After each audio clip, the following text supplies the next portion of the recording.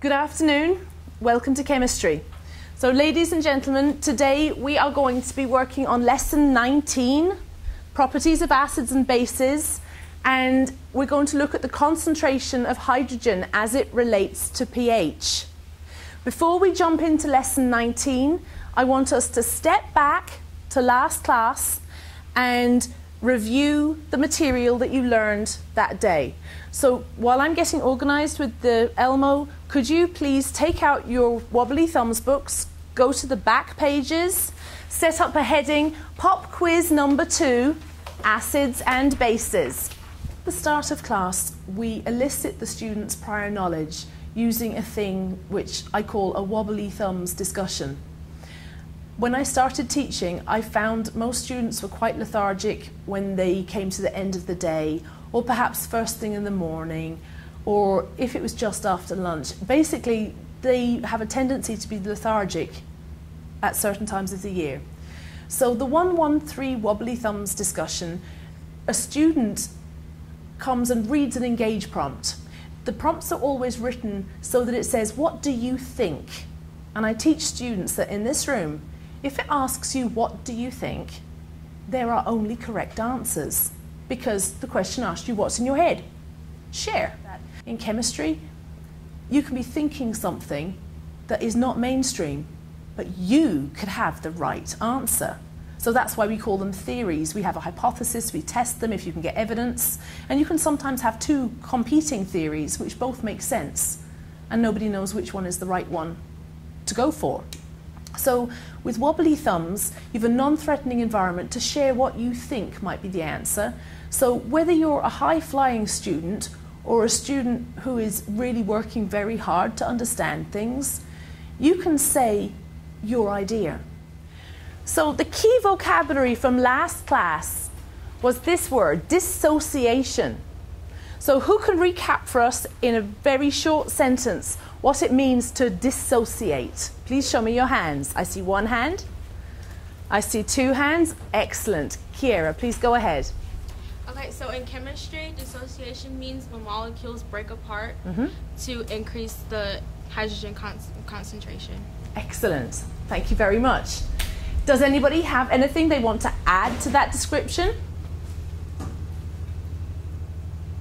Okay, I want you to think about when the molecule or when the compound dissociates, what is it breaking into? Please show me your hands. Excellent. Zaina, go ahead. Cations and anions? Absolutely. Well done. Can you give us an example of a cation and an anion, please? How do you know it's a cation? A cation has a little plus side at the side, which is hydrogen. Yes, hydrogen, good example. And an anion has a negative sign next to it. Chlorine. Chloride, yes, perfect example. Thank you very much, Zaina. Okay, ladies and gentlemen, so we've recapped what dissociation means, and we were discussing about strong acids and strong bases and weak acids and weak bases. So we're going to move forwards. Oop, where's he gone? There he is. We're going to move forwards now to the engage. So thinking back to the engage that we did last class, we had 4 clear colourless solutions. You predicted which ones would conduct electricity, and then we tested it. So who remembers which of these conducted, and do you remember why they conducted? Please show me your hands.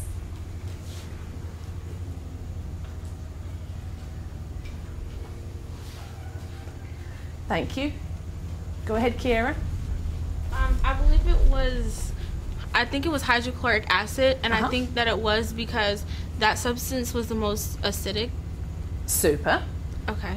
Okay. And what did hydrochloric acid do when it's put in the water and stirred around? What does it do? Think back to that key vocabulary we've just looked at. Show me your hands. Thank you, Miguel. What does the hydrochloric acid do when we dissolve it in water and stir it up?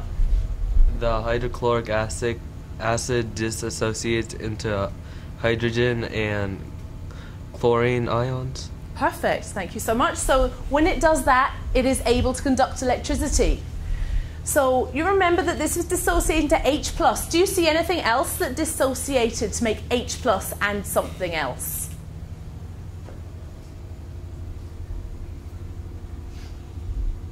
Thank you, Andrew.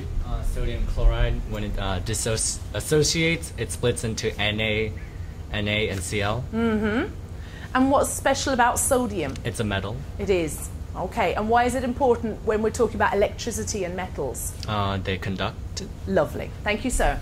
Okay, now we've looked at hydrochloric acid, making the H+, and we looked at sodium chloride, which made cations and anions so the electricity could zip through. Do you see anything else? I know there was 3 solutions that did conduct electricity. Which was the third one? Thank you, Jenna. Go ahead. Acidic acid. And because acidic,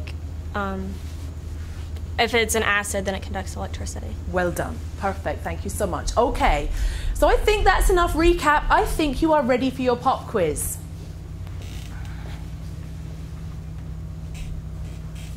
Which of these substances do you expect will conduct electricity?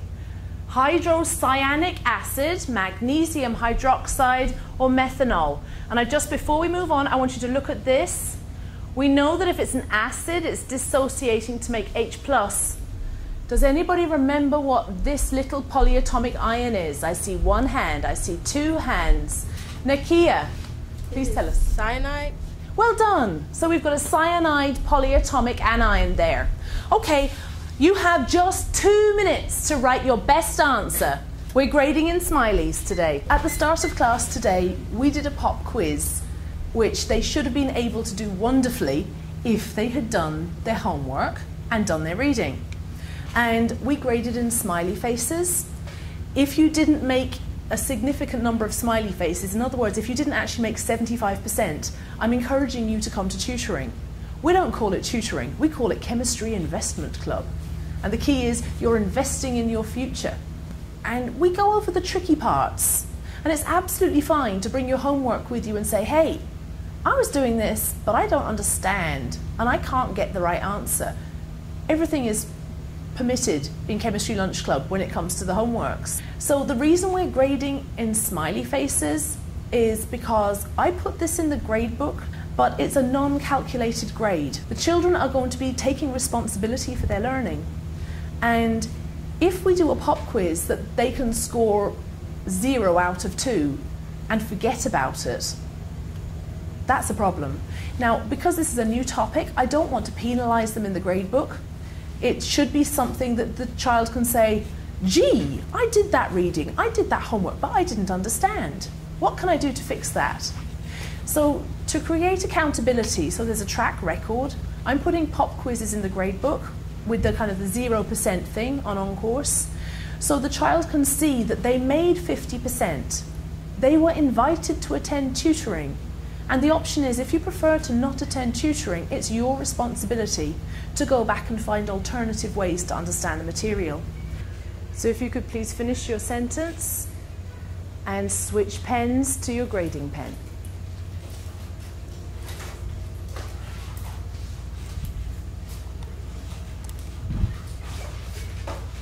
Okay, please show me your pens to show you're ready to grade. I see 5 pens. I see everyone's pens. Thank you, that's great. Okay, so we were talking about dissociation. So, who has some thoughts on this? Please show me your hands. Okay, Miss Catherine, please tell us, what do you think is going to make the things conduct electricity? Well, I think it's because it's an acid, and acids conduct electricity. Super. Okay, so easy peasy question then, follow on. Tell us, which one are you predicting will definitely conduct electricity out of these 3? Hydrocyanic acid. I agree with you. Who agrees with Catherine? Okay, because remember, I'm not always right, so you have to question that. Okay, good.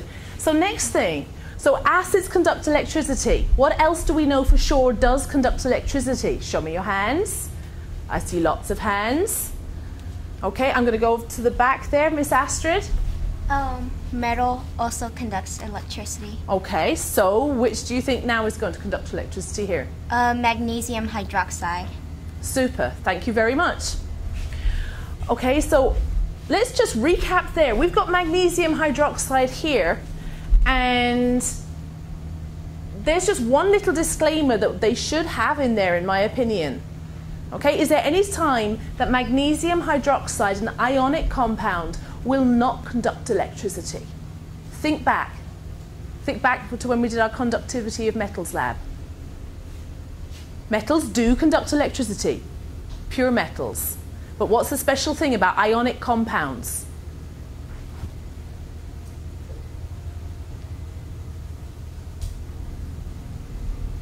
Mr. Andrew, go ahead.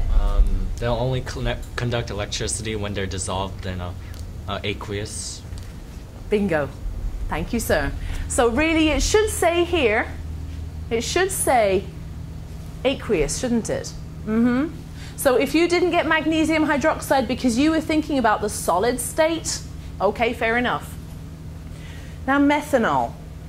As I was walking around checking your books, you're kind of going, you're not so sure. So last class, when we looked at sugar, we decided that probably the reason why sugar doesn't conduct is because it stays stuck together in its molecule. Who remembers the shape of a sugar molecule? Miss Kennedy. So, what's the shape of a sugar molecule? Yeah, that shape. What's that? Circle. A circle. Yeah, we call it a ring shape. So in a sugar molecule that's like a roundy ring with all the carbons, the electrons are so busy bonding that they don't have time to zip off and conduct electricity for us.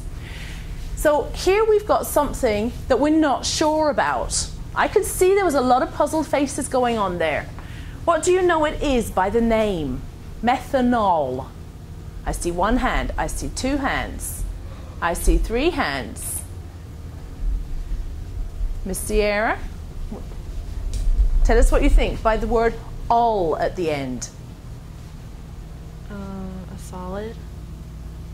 It could be a solid. If we dehydrated it, it could be. Let's assume this is a clear, colourless liquid, and the clue is that it rhymes with its character. So do you remember at the back we've got the carboxyls, we've got the esters, we've got the amines. What's the functional group that ends in ol? You don't know? You don't remember? I know you do remember, but it's okay. You've got brain freeze right now. Let's phone a friend. Who you want to phone? Nakia. Nakia. Okay, Nakia, we're phoning you. Thank you so much. So I know that we didn't do functional groups for a long time, so I was expecting this one to throw you a little bit. We will go back and review alcohols and all the other functional groups starting next week. Okay, so grading. We're grading in smileys. If you predicted one or two of these correctly, you can have a half smiley face. If you predicted all three of them correctly, you get a whole smiley face. Now, explaining. You have to be able to explain so a 9th grader who didn't do chemistry yet does understand. If you think your explanation is awesome and it makes total sense to you, give yourself a whole smiley. So one smiley for identifying, one smiley for explaining. Okay, now, remember those smileys are important because when you review, as you go through your book, anything with a big giant smiley face, you don't have to spend so much time. When you go through your book and you see a straight face or a frowny face, it's your signal to stop here and re-review that lesson. Okay? So add up your smileys, put them in a circle, and please put the smiley face that best describes how you're feeling about acids and bases and dissociation of molecules and compounds.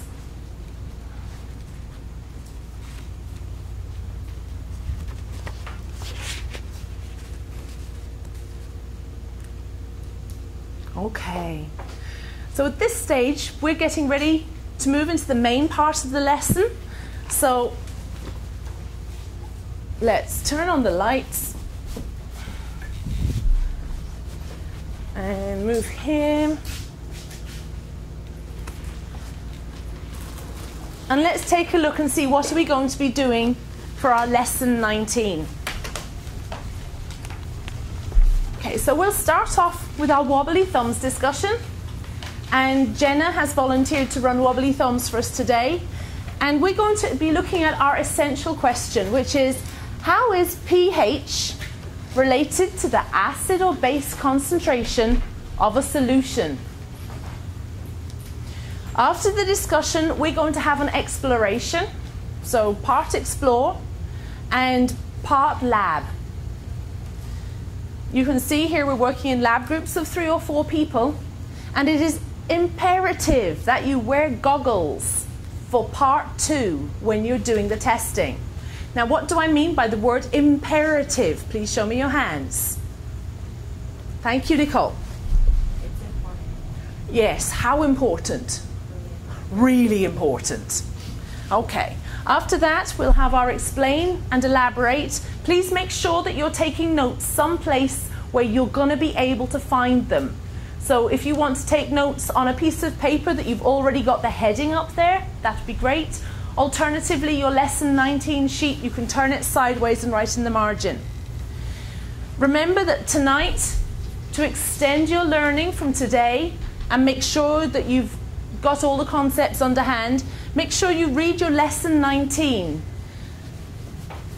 Okay, we went over homework for this week last class. I won't go into it in detail. I'm just to remind you again, we have the pop quiz next week on balancing equations as the review. And this is the lesson 19 from that homework you wrote down last class, 17, 18, 19. So, I know what I meant to say to you. There's a very funny symbol in the heading of today's lesson. This chap. Okay, so these square brackets are used by chemists. We're very fond of making things short. And when you see this symbol with the square brackets, it means the concentration of blank, whatever's inside the square bracket. So concentration of hydrogen ions in the solution. Go, so I know you understand. Okay, good. All right, so there's key vocabulary up here. And you know what? I think it's important to review this concept before we do the engage. And Jenna, then it's your turn, okay? So you remember from a long, long time ago that MOL is short for mole. And a mole is an Avogadro's number of something. Okay, so we can have an Avogadro's number of elephants, an Avogadro's number of apples, an Avogadro's number of oxygen atoms. How many is an Avogadro's number of something? I see 1 hand. I see 2 hands. I see 3 hands. I'd love to see more hands. Remember, we've got ask me or don't ask me. And if you don't put your hand up, it means I need to explain the question or repeat the question a different way. Okay, I'm going to ask Shauna. Wow, could you say that louder, please? I don't think the people at the far side heard you. 62 sextillion.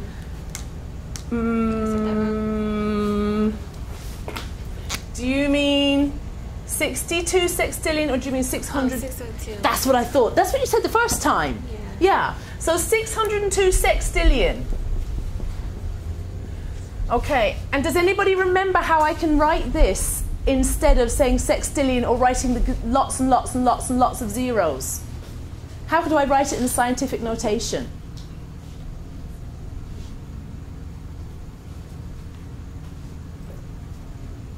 Miss Nakia, please go ahead. I think it's 6.02 times 10 to the 23. Did you say 23rd? Yes. Excellent choice. Okay, so why is that important? Why are we reviewing that little part? It's because when we're looking at those solutions, M is a chemist's symbol for molarity. In other words, the concentration. So when you see 0.010 molar hydrochloric acid, you know that inside 1 liter of solution, you have got this much hydrochloric acid, okay? And we use the molar mass to figure out how much to add. Okay, so now it's time for us to do our engage. And Jenna, are you ready? Yes? Let's switch up the lights for you.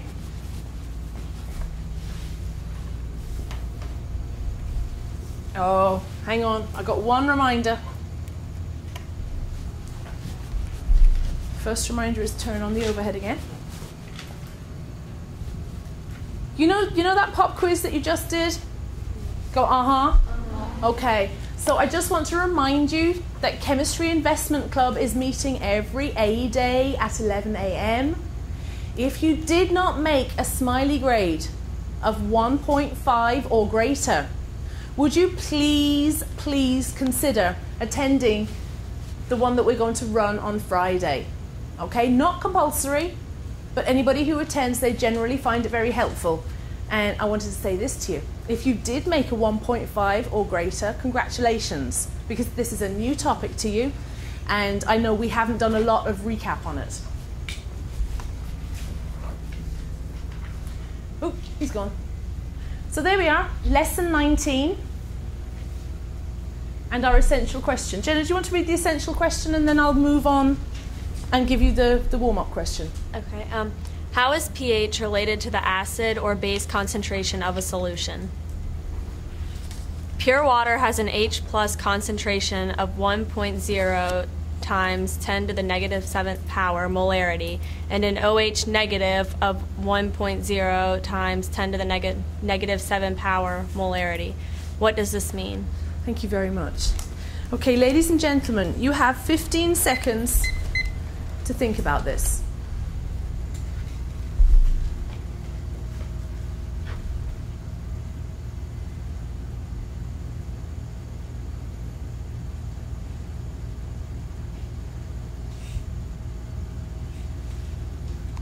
Okay, now please could you share your thoughts with your elbow partners?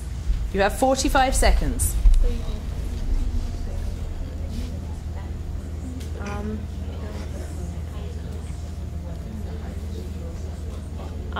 Well, maybe the H positive and H negative will cancel out since they're the same. They have the same molarity.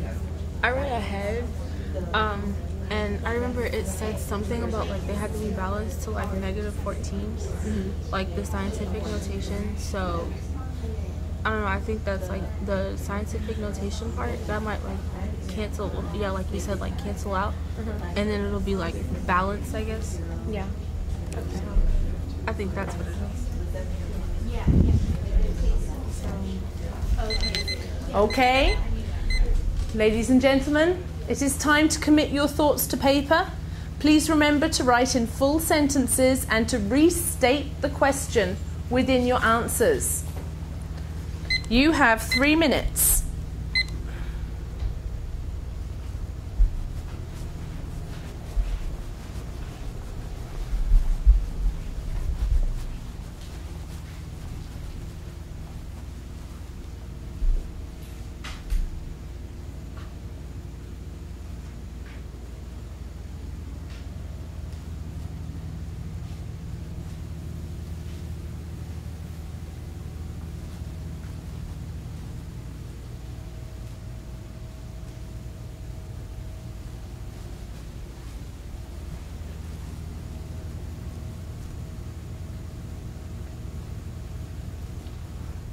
Pure water has an H plus concentration of 1 times 10 to the negative 7th power molarity, and an OH negative of 1 times 10 to the negative 7th power molarity. What does this mean? Show me your hands, please. The student leader will come to the front of the class and they will respectfully ask students to volunteer to speak. And I have a system where you may not put your hand up. Okay, so if you would like to be asked to volunteer, you raise your right hand, and I teach people this is like this hand, and I model for them each day. So if you would like to be called on, please raise your right hand. This is your ask me hand. If you really don't feel like talking today, you're a bit tired, your throat hurts, in those circumstances, it's perfectly fine to say, I'm participating, but please don't ask me. On the other hand, if you don't raise your hand, that is signaling that either A, you're still thinking and trying to decide which hand to put up, or B, you're confused and puzzled and you'd like the question to be repeated in a different way. So that means that every child knows they're going to need to put their hand up. There is no point in spacing out, going to sleep. And the thing is, if you don't have your hand up, you're going to be asked in a very concerned voice, would you like me to repeat the question, or would you prefer me to say it in a different way? So the spotlight will be focused on you, so you might as well decide pretty fast, is it ask me or don't ask me? And just because you raise your don't ask me hand, if that's kind of the only hand you ever raise, because let's say maybe you have a pain in your right shoulder, you know, it wouldn't be fair to penalise you. You know, so if every class you're always raising your left hand, don't worry, we will include you in the questioning and you will be invited. So the best thing for students is the second they've got something to contribute, throw up the hand, because the day that you really don't know it, you can have a get out of jail free card. That one. All right, good. Hands, please. Thank you. Kira? I just want to say that, yeah, I concur with Andrew because I kind of read ahead. And I read, it said something about how the balance of the H concentration and the OH concentration has to add up to -14, 10 to the -14th molarity. So I think that, yeah, the -7 and -7, they will like add up to -14 and then it'll be balanced. Show me your thumbs, please. Thank you. And one more person. Show me your hands, please.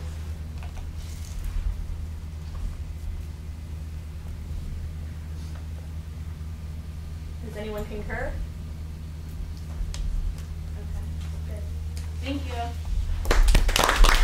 Okay, so we've just looked at the Engage where it was explaining that pure water has H+ ions and it also has OH- ions.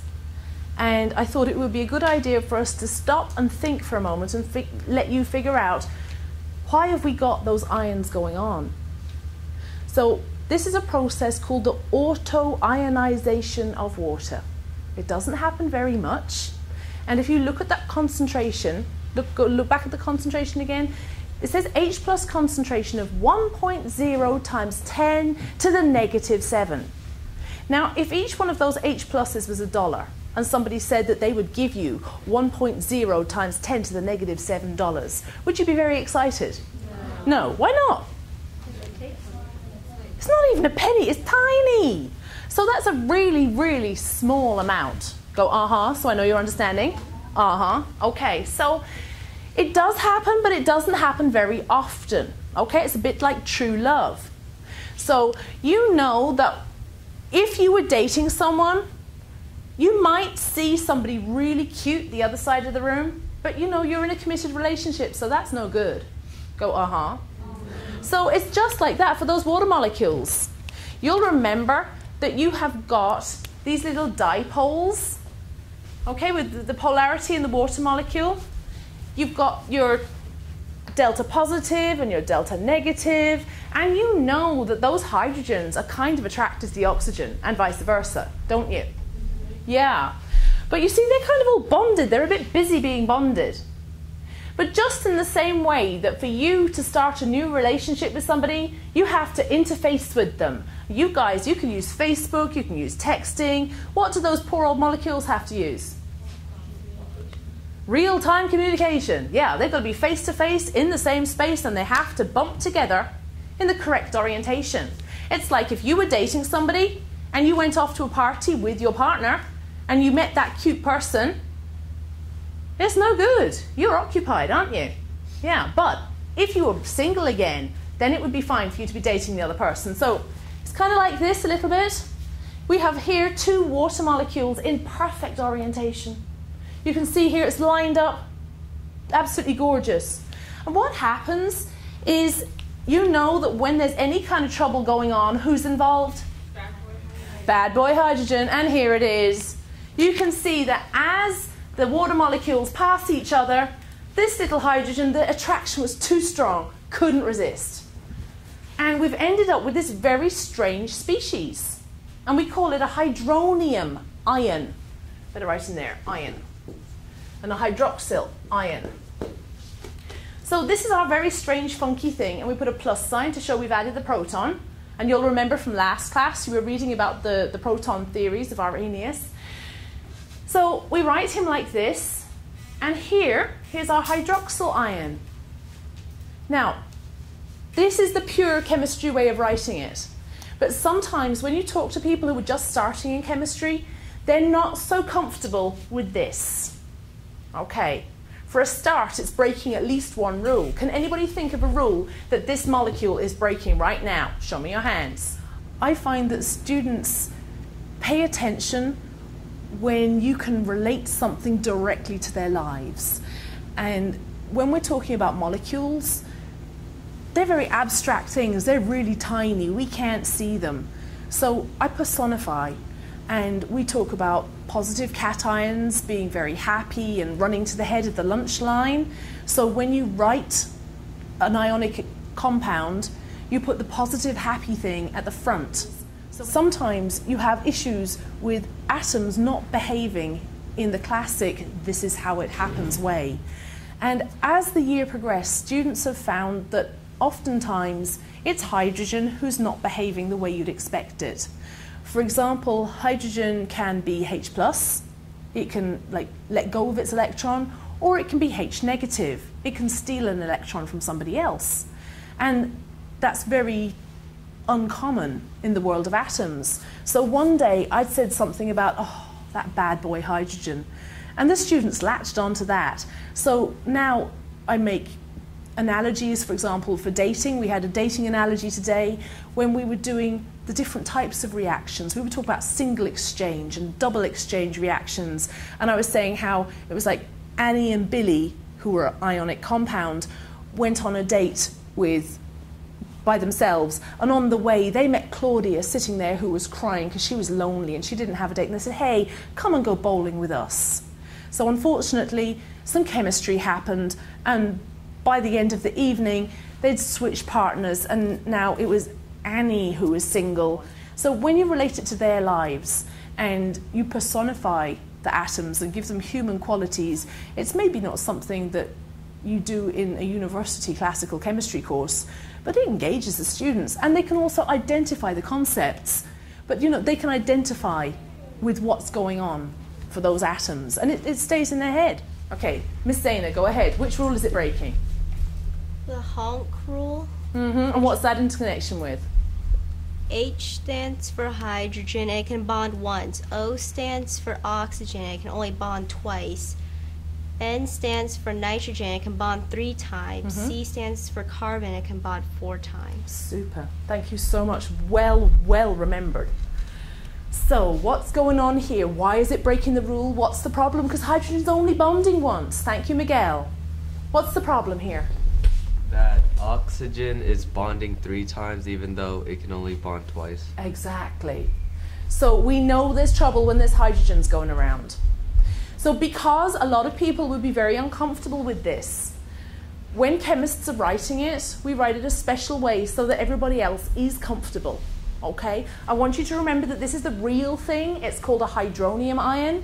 But so that if you're talking to somebody in 9th grade or a biology person, okay, you have to write it like this. So when you see H+ inside square brackets, we're actually talking about the concentration of hydronium ions. But what they're saying is, look, let's ignore the actual water molecule. Let's just say this is bad boy hydrogen.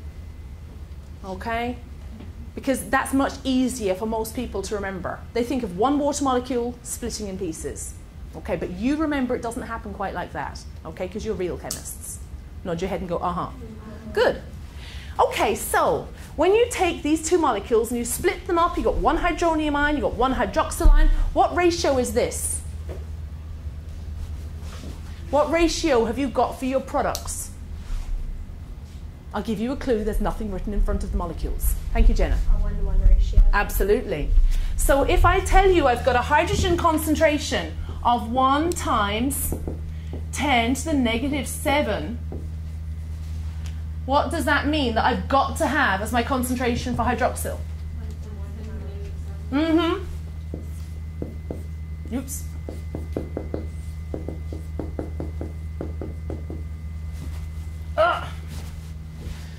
Oh, getting old. Who put that there? So you can see now. Now do you understand where these figures are coming from? Yeah? Excellent. Okay, guess what? We're ready to start class. Are you ready? Okay. So could you please now get your lesson 19 sheets? Okay, ladies and gentlemen, last class you worked and you looked at different kinds of acid-base solutions. I was just wondering, does anybody recall what the blank spaces in those little boxes means? Nicole, tell us. What's the blank space? Water. Why did we have a blank space for water? Remember, it's a chemist who drew it. I see 2 hands, I see 3 hands, I see 4 hands, I see 5 hands. Miss Nakia, go ahead. Because there are a lot of water molecules and chemists are too lazy to draw them all. Yes, spot on, well done. Okay, in this little square, we actually have enough space for 140,000 water molecules. So it really is not unreasonable to go, it's okay, you don't have to draw all of them. Okay, it would take too long. So could you please pick up your lesson 19 sheet? I'll get mine too.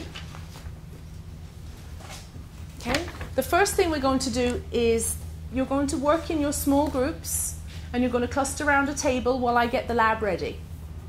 Okay, and I'll give you back the cards and I'll give you the traffic light cards, so if you need me you can wave red to me. Okay, so now what we're going to do is I'm going to ask you to get into small groups of 3 or 4 people, and could I ask you to avoid using the back tables? So please do not use the back row, and please do not use the front row of these 2 places. Okay, but other than that, you can use the rest of the room. Okay, so could you organize yourselves now? You need to take your lesson 19 sheet with you and also your hydrogen concentration handout. And your goggles.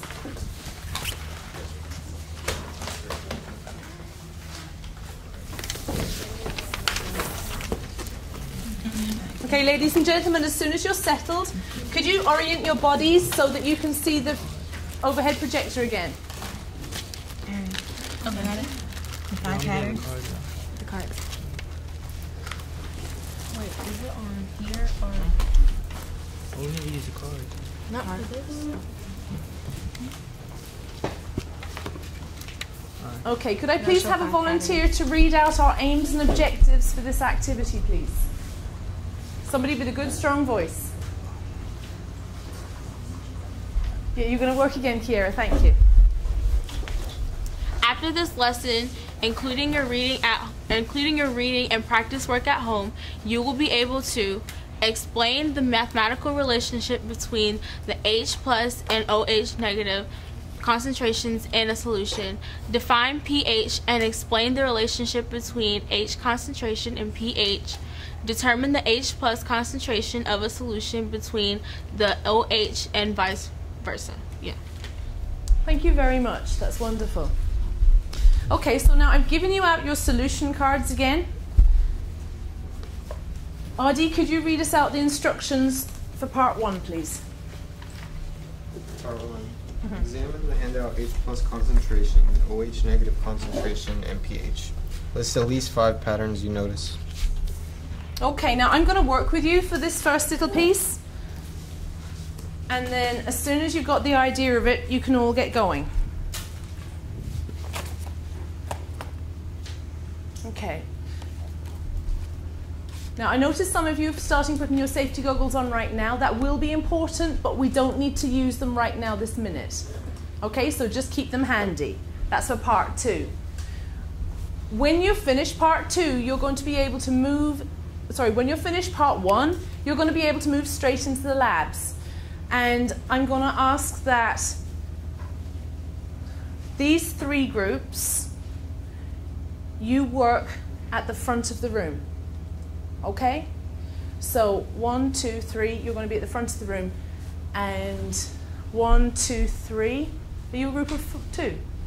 Okay. All right. So group, you guys, you work at the back of the room. There'll be 3 stations set up. And as you rotate, would you make sure you go clockwise, please? Okay.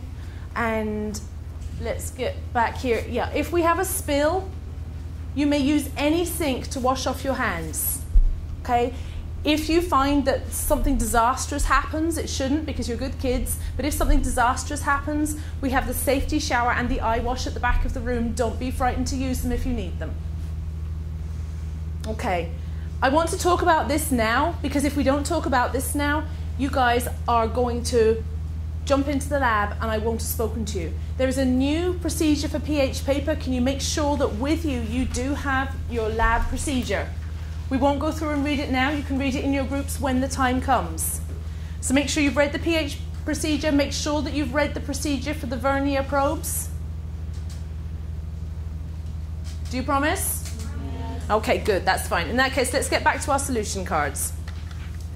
So I've got a few solutions going up on the board. Can you spread out your cards?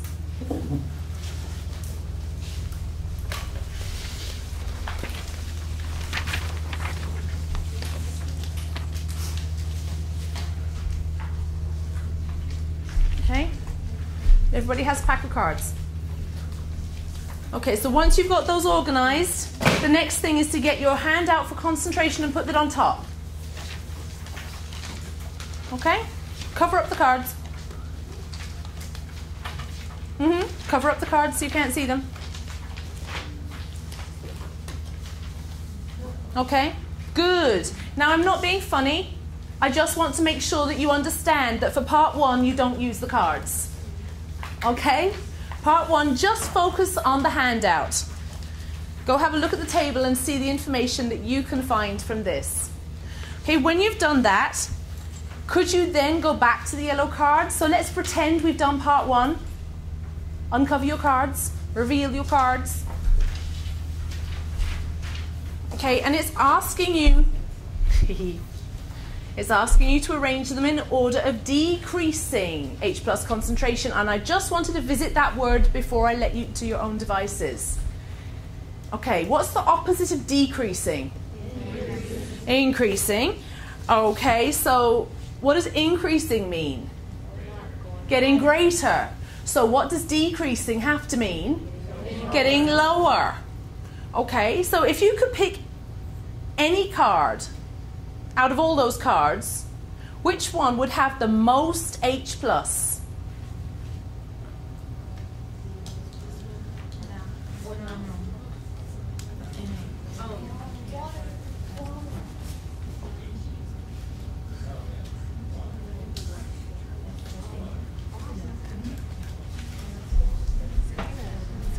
Water.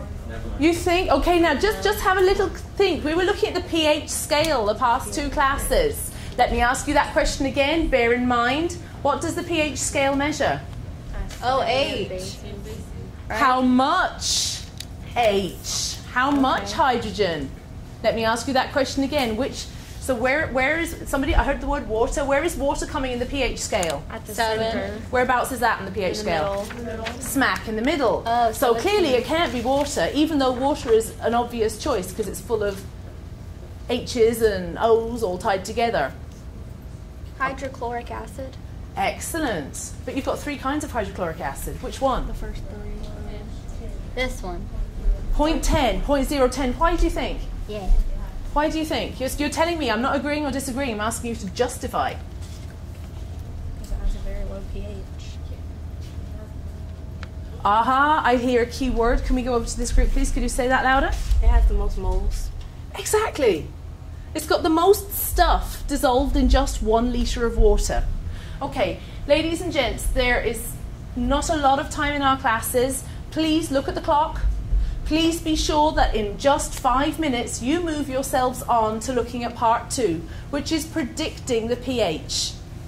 See this cute handout, the one you put in your name on the top? This is what you need to be using when you are looking at part 2. Okay, so use the handout and the cards for part 2. Okay, on your marks. Oh, are there any questions? No. If you need me, flag red. Okay? Does everybody have a set of traffic light cards?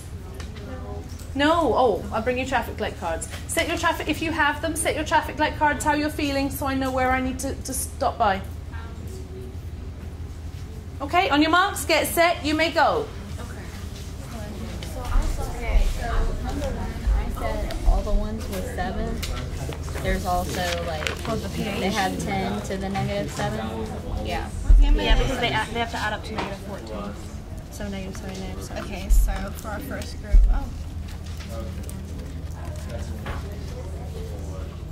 Thank you. You're welcome. Okay. Have 1.0 times 10 to -7 moles. the hydrochloric acid moves from being neutral to acidic, and then the NaOH moves from being neutral to base. Yeah. So that can be 2 and 3. NaOH, so mole values. So the greater the mole, the greater concentration, whether it's like acid or base. So yeah.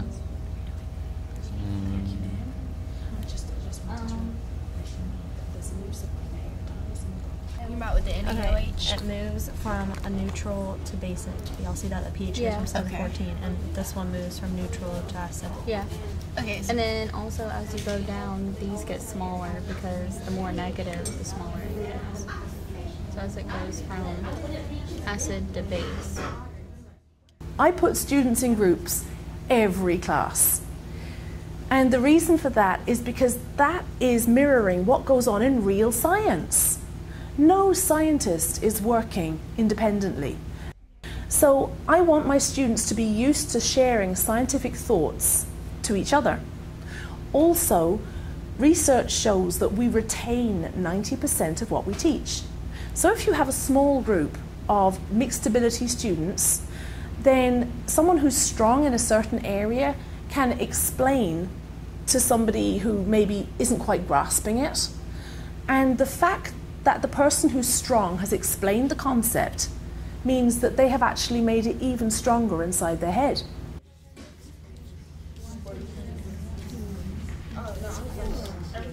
We'll just do the chart.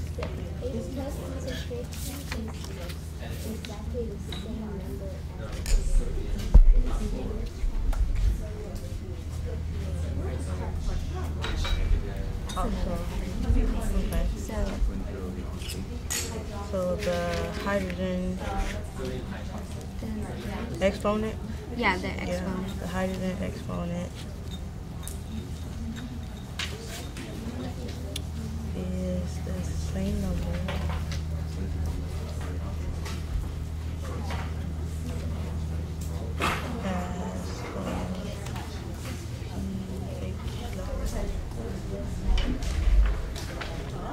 Exactly. Now that's a tricky baby. He's not doing anything. Okay?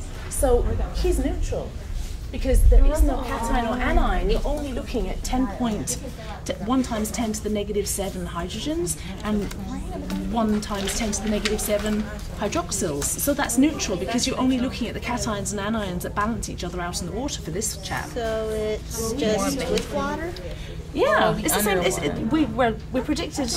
We predicted last class that these kind of solutions would be neutral. I kept wondering what the heck was wrong with that. Because that was what.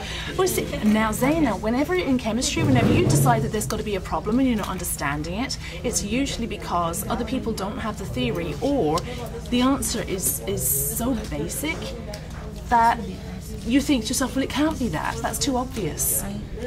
You know, you're totally correct. You're not even looking at these. Here we go. Look, he's methanol. He's that alcohol again. Not going to dissociate. All right. Now, so that's the hydrogen sorted out. We've got H pluses going on, and who can find? Now. Yeah, that's tricky. Now, if you'd come to lunch club, we went over the reading for this one, where You can see, do you see this OH negative? Okay, can we put it down so that Nicole can see it too? Okay, you've got the OH negative. So when you go back and do the reading for lesson 18 this weekend, you're going to read about how Mr. Bromstead and Lowry, they said, well, actually, this ammonia guy, he acts as a base, even though he doesn't have any hydroxyl in him. Okay, so whereas the sodium hydroxide is not a base because it's got OH negative, this chap doesn't. But of course you need to read this as an aqueous solution. So what are you going to pull out of the aqueous solution, of course? The first one's going to be 2 liters. You look at this one right here. Yeah, see, look, there we go. Just the same as we did earlier after the engage. One water molecule slips past and bad boy hydrogen goes and sticks onto the ammonia molecule, leaving behind. They got these two switched. So because see, look, that one is third. That one is third. No, we had it fourth. If you're going to increase the hydroxyl concentration, you're making it more basic. It's basic. Try and separate them first into your acids, neutrals, and bases. That's the way to start, and then go through it and see which is. And I'm gonna give you a key point here. You know you've got all these acetic acids and formic acids and hydrochloric acids. Okay, see the one that says acid. See? Okay, I'm going to give you a clue. Remember that each of these little boxes are the same quantity of water. So if H plus is the cation, and I probably shouldn't tell you this because they'll scream at me for helping you cheat, right? All you've got to do is some counting. Go count how many little grey dots that say H plus. So the more H plus, the more acid. Okay? Yes, darling. You might be right. We kind of have we kind of have an idea of the chart, but then, okay, so we know water is going to be in the middle. Yeah. And where did you put all the acids? On this side. That's what I thought. Wouldn't these be the more, but they have lower H concentration. Right. Don't forget now, this is part of your exploration. You're predicting, you're trying to say, okay, well, if it's an acid, it's going to have a pH of, what do we know for sure? What's the range for sure? Lower than 7. Yeah, lower than 7. Okay, so maybe all you can write is lower than 7. What about if you know for sure it's a base? Higher than 7. Okay. And what about the ones that you're not sure if it's an acid or a base? What could you do for that? This is your data table. Nobody's going to come along and grade it. I guess put it in the middle. In the middle. Okay, do that. And could you make a little note by it, put a little star by it and say, not sure about this one? Now, what I will say to you is think back to the engage. We had one solution in the engage that we said wouldn't conduct electricity. We said if it had a metal cation, it does conduct. If it has hydrogen cation, it does conduct. Okay, but, or if it has the OH negative, we know there's electrons zipping around. There was one classification of molecule. Last week we said that sugars weren't conducting electricity. What's the type of molecule today that we said didn't conduct electricity? Wasn't it alcohol? It was alcohol. Do you see any alcohols here? Aha! So what do you predict now? Is he going to conduct electricity if he's an alcohol? No. No. So if he doesn't conduct electricity, what does that mean his pH has to be? Because higher than 7. Maybe neutral. Okay, why do you think maybe neutral? Because it has a balanced concentration of H and OH. He's not dissociating, he's not adding hydrogen, he's not making hydroxyl come out of the water. Okay, if he's not dissociating, there is no electricity going to happen. Okay, and if there's no electricity going on, if it's in pure water, theoretically, if it's in pure water, you should have a pH of 7. Go for it. I see a red thing. You shouldn't stop work just because you're stuck. So I teach students that you need to keep your traffic light card current. When you're working in a small group, you have one set of cards. So that's a red card for, please Mrs. Austin, stop and help us. A yellow card for, we think we've got it, but if you've got time, do check in. And green for, we're busy, we're doing our thing, keep going. That you know for definite is an acid, what should the pH be for that? Below 7. Below 7. Okay, so give me an example of an acidic pH. 4. 4, okay. So are there any things here that you know for sure are going to be less than 7? Nothing. We think it's all these. Okay. These are bases. Okay, so we're good with those ones. What do you know for sure are going to be bases because they're adding hydroxyl? And you can see on the cards that they're adding hydroxyl. Yeah, that one. That one. Okay, and? Sorry. That one. And? Any more OHs going on there? Now, I'm specific. I'm sorry, I wasn't specific enough. I'm looking for a hydroxyl ion, so I'm looking for OH negative. It's only those two. You sure? Might be. Aha. And that one. And that one. Okay.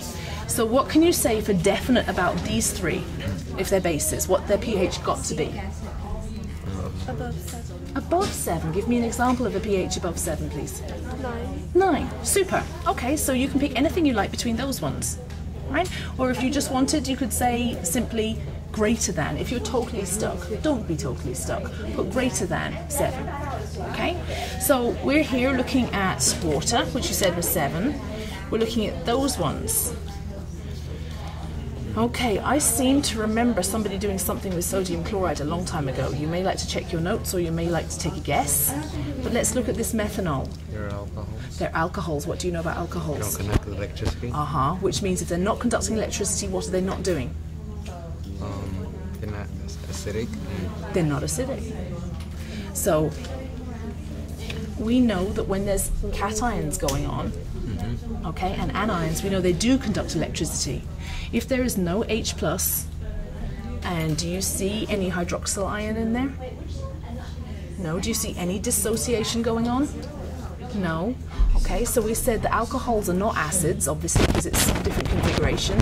But just like the sugar molecule from last time, the electrons are too busy and going round and round in a circle bonding. These guys do not dissociate. So you do have H+ in here. You do have OH negative in here. Why can I say that with definite certainty, even though this does not dissociate? What kind of a solution is it? It's an aqueous solution.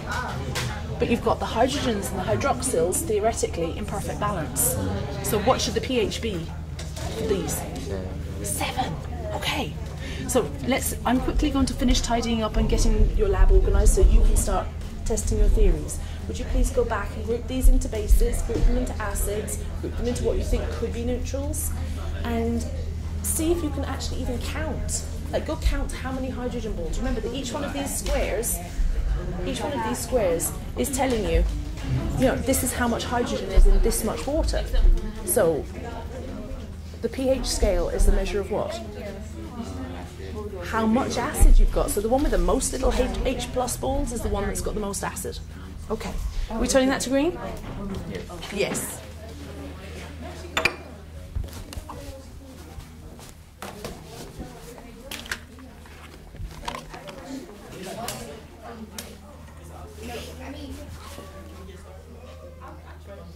Have you done the table?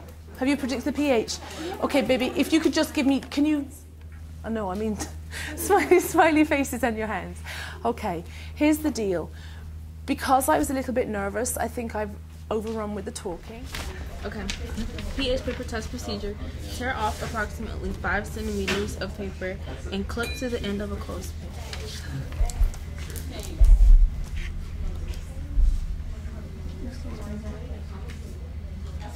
Right there?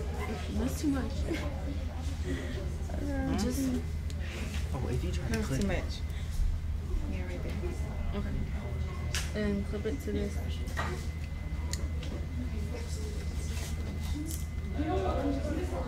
We'll take turns like dipping it to test the we're gonna need more of that. So dip less than half of the paper strip into the solution and watch your fingers. I'm doing this one first. Yeah.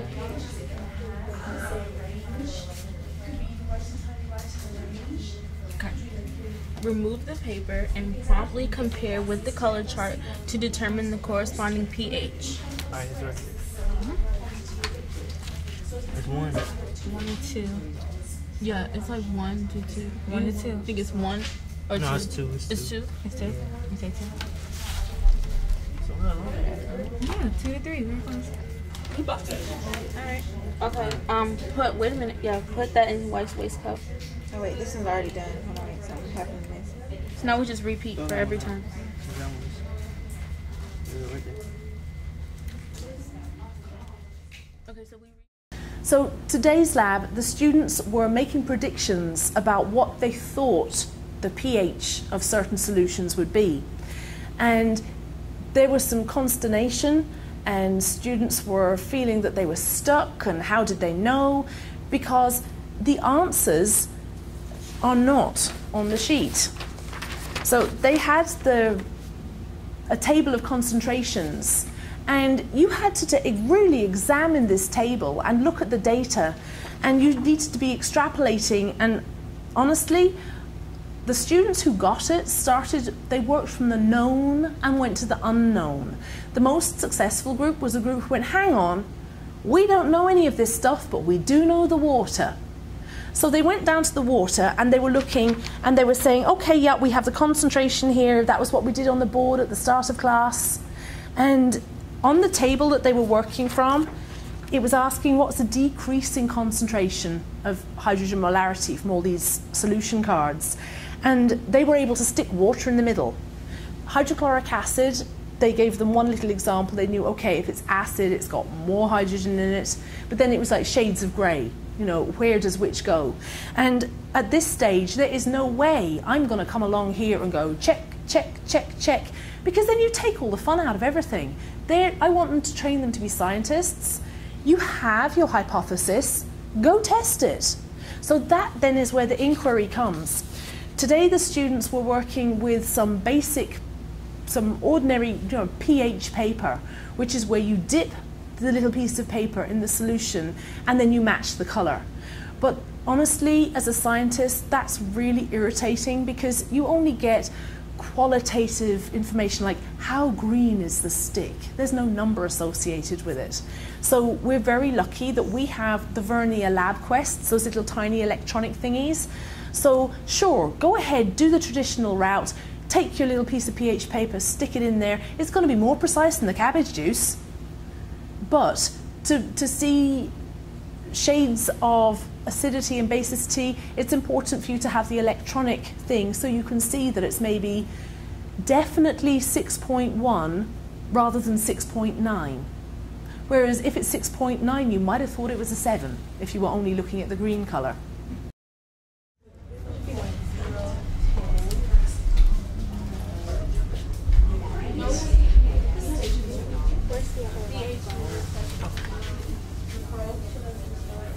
That one's dark too. That's like the. It's pretty green now. 10. Yeah, that's like a 10. A 10. Alright. So another 10. Are there any more over here? Oh, now we gotta do the probe. Okay. Probe shape and then wash too. Okay. Place a probe in the solution to be tested. Record the pH in your data table. So you gotta do these 3 again. Okay. And then when we're done, we put it in here. Okay. Turn on the lab quiz. Huh? You turn on the lab quiz. Oh yeah. Yeah, turn it on.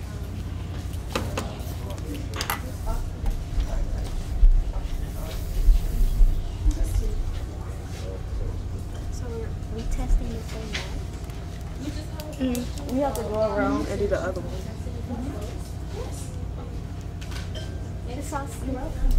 So we just test these 3 liquids, the same ones, with this probe. Have you already tested with the pH paper? Yes. Okay, so yes, absolutely. So the solution to be tested are these little beakers, okay? And you can see that the part of the pH probe that works is this little bulb at the bottom. Okay, so you don't need too much liquid. So we've 50 millilitres in each of those pots, and that's perfectly fine. The important thing is to remember when you take it out, wash it in wash 1, then wash it in wash 2. Okay, that means it's going to dilute whatever you have. All right. Okay. So you ready? Yeah.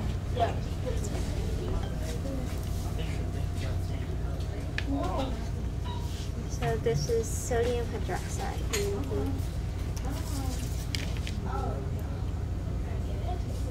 What's the number? Still going? said 11.20. So mostly 11. 11.30. This is in there. Oh, will it stay?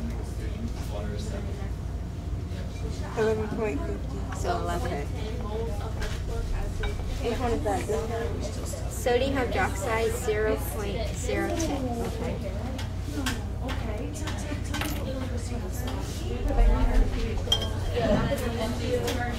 You said 11.50. Ladies and gents, it's important before you leave the classroom that you have the following things done.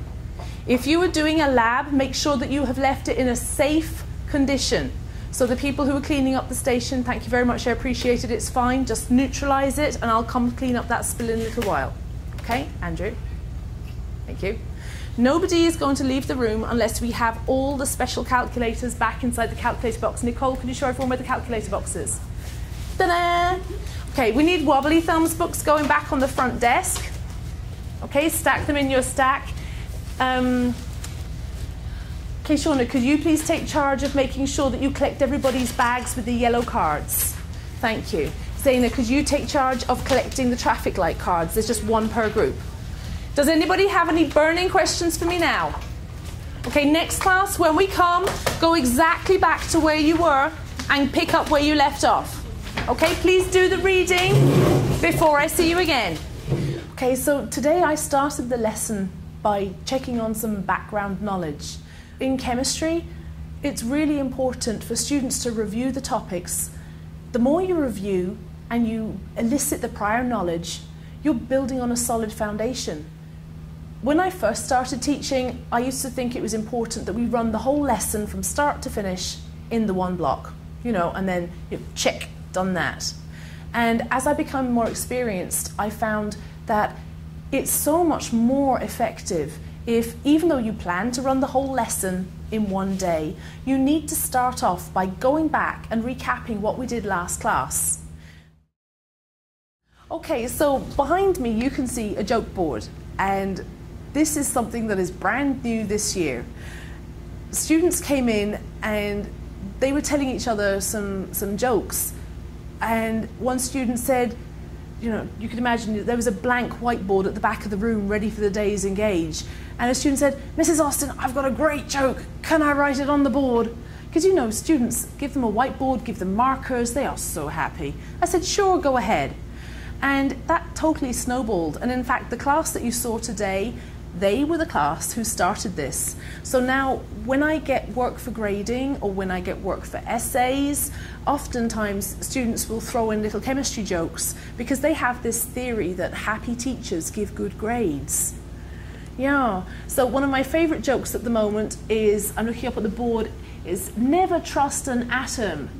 They make up everything.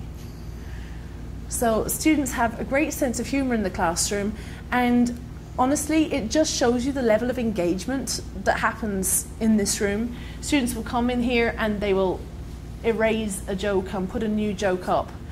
And the new motto in Duval County, in a nutshell, is every student, every day. And this board is indicative of the fact that in this classroom, we're talking about engagement, and every student is engaged every day.